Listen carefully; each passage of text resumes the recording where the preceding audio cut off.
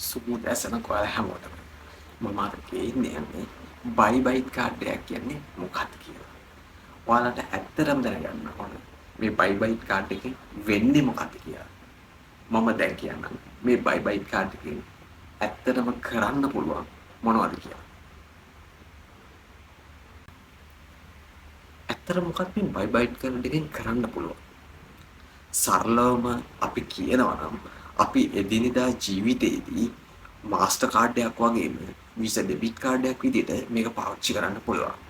ඊට අමතරව මේකට වෙනසකට තියෙන්නේ ක්‍රිප්ටෝ සල්ලි සෘජුවම මේකට පාවිච්චි කරන්න පුළුවන් හැකියාව මේකට තියෙන එක. බයිබල් කාඩ් එකේ වාසි මොනවද ඇත්තටම? 10%ක කෑෂ්බෑක් එකක් ලබා ගන්න පුළුවන්.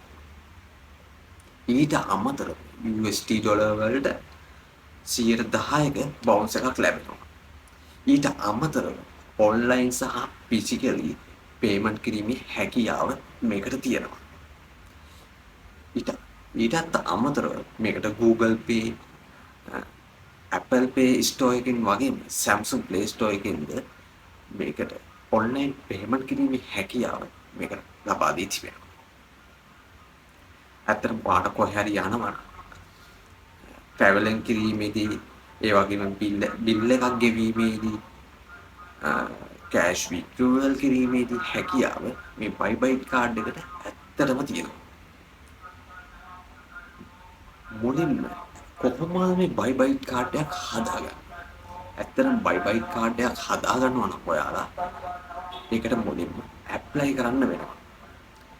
ඇප්ලයි කරලා ඒ account එක වෙරිෆයි කරගන්න අනිවාර්යෙන්ම වෙනවා.